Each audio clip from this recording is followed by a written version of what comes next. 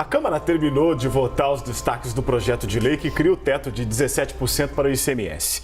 E um estudo feito exclusivamente para a CNN e pela CM Capital mostrou os possíveis impactos do corte de impostos sobre a gasolina no Brasil.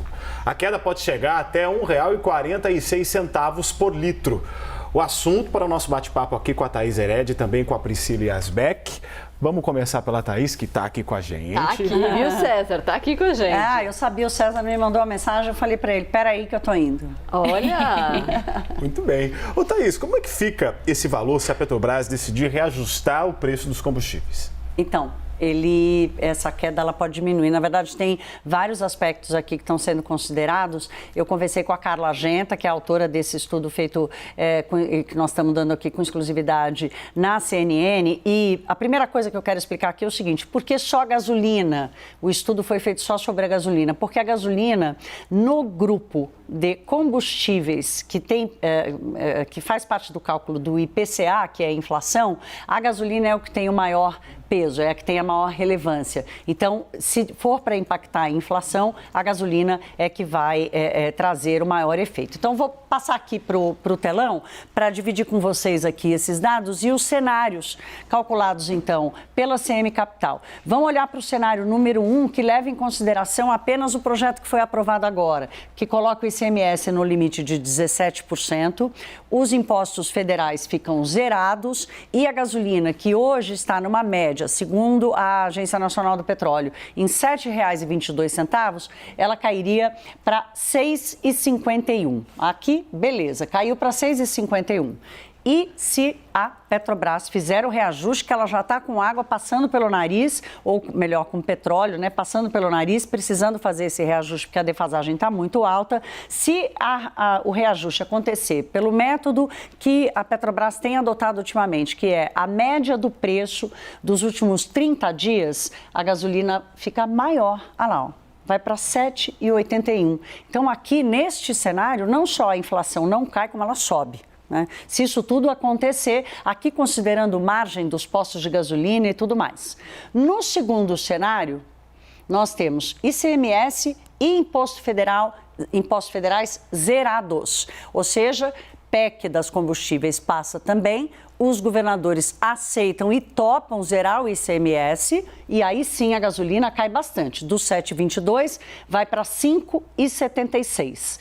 O reajuste da Petrobras acontecendo na mesma dinâmica que eu citei há pouco, leva o preço da gasolina a R$ 6,90, abaixo dos R$ 7,00, que acabou virando um número emblemático aí para o preço do combustível, provoca, sim, uma queda do IPCA, mas ainda assim se mantém num preço elevado.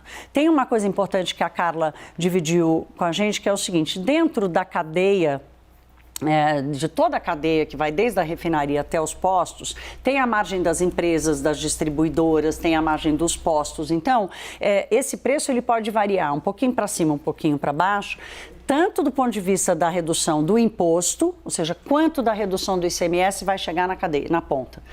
Quanto que o reajuste da Petrobras vai chegar na ponta? Porque, em alguma medida, como sempre aconteceu, um pouquinho para cima ou para baixo desse reajuste acaba ficando na margem dos negócios. Até o ministro Paulo Guedes, o presidente Bolsonaro já pediu, olha, não aproveita para subir a margem, para recompor a margem, deixa o preço chegar até o final. É uma coisa que nós vamos ter que esperar para ver. O primeiro passo já foi dado, o PL 18, que impõe esse limite de 17% para a cobrança do ICMS, acabou de ser aprovado, finalizado no Congresso Nacional e vai à sanção do presidente da República.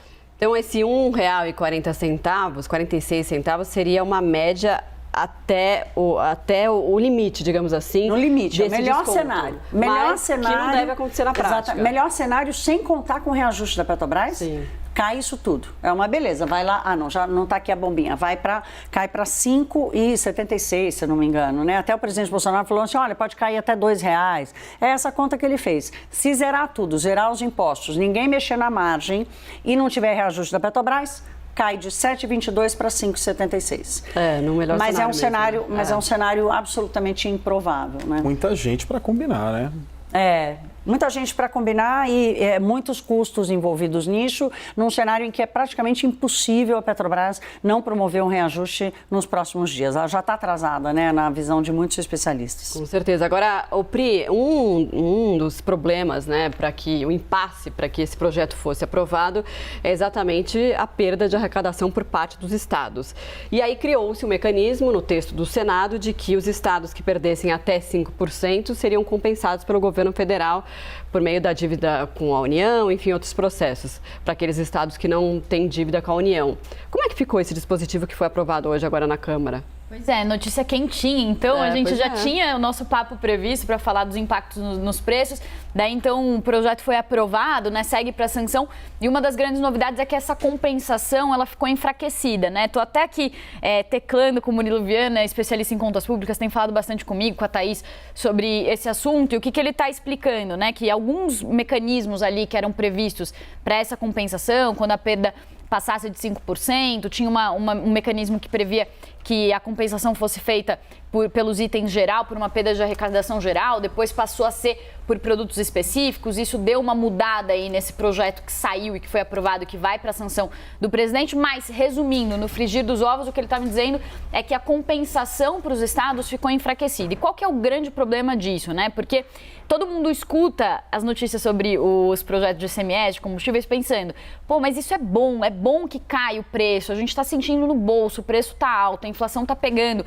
Por que os economistas ficam falando que esse projeto é ruim? Por que ficam criticando? E aí, qual que é a questão, né? Mais uma vez, a gente está vendo uma medida que é feita com vistas às eleições, uma medida que é considerada populista. Por quê? Porque ela traz alívio de curto prazo. A Thaís mostrou muito bem com esse estudo, que deixa muito claro que traz um alívio, mas não é aquele alívio que leva o preço para o que a gente tinha antes da pandemia, porque a gente está numa situação em que os preços estão subindo no mundo todo. Então, por mais que o governo fizesse um esforço enorme, seria muito difícil de levar o preço para o que a gente tinha antes. Mas o que está acontecendo? Esses projetos, eles estão prevendo uma redução do preço, mas com um custo fiscal, ou seja, com um custo para as contas públicas muito alto. Então, eles gastam um dinheiro muito grande para conseguir fazer trazer esse alívio para os preços. Porém, isso às custas de um rombo nas contas públicas aí no médio e no longo prazo. Então, o que acontece? A gente sente esse alívio agora. Que é um alívio que não vai ser tão grande quanto a gente imagina, né? No máximo aqui, como a Thaís falou, 1,40, né, para gasolina. Exatamente. Então, o que os economistas eles vão falando? Que gasta-se muito dinheiro público para conseguir trazer um alívio que é pequeno, que é temporário, os preços estão subindo lá fora, tem essa defasagem que, se for passada para os preços, como a Thaís mostrou, não vai trazer muita diferença no preço, mesmo com todas essas medidas. E aí, essa questão da compensação dos estados, por que é importante? Porque quando os estados não são compensados, eles têm uma perda de arrecadação, apesar de a arrecadação estar boa nesse momento, por efeitos inflacionários, o que acontece é que os gastos que são vinculados para a saúde e para a educação, eles se enfraquecem. E é um projeto que ele prevê essa compensação, agora que saiu enfraquecida do projeto que foi aprovado, mas que mesmo quando estava uma compensação mais completa, ela era prevista para 2022, não para 2023. Então, enfraquece os mecanismos de vinculação de investimentos em saúde e educação. E aí é uma discussão muito profunda então, estamos fazendo incentivos para baixar o preço da gasolina, que ajuda uma população que é mais favorecida, às custas de reduzir investimentos em saúde e educação. É essa discussão que a gente está fazendo. A gente está fazendo uma discussão sobre como que o governo está usando o dinheiro público, que é o dinheiro do governo, o nosso dinheiro que é arrecadado com os nossos impostos, né? Então, essa é uma discussão muito profunda, mas que a gente está vendo acontecer de uma forma muito apressada, né? E é por isso, e discussões apressadas, soluções simples para problemas complexos, normalmente não dão muito certo.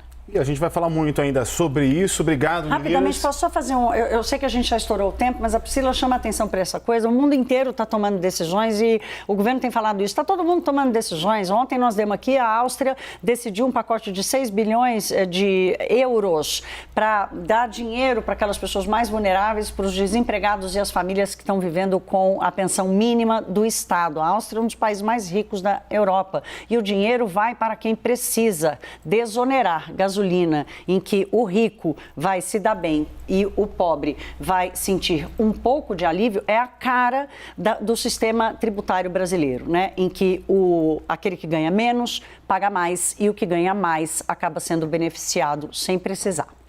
Era só isso que eu queria falar. Pronto, era esse o post. Perfeito, Thaís. Obrigada, Perfeito, obrigada, meninas.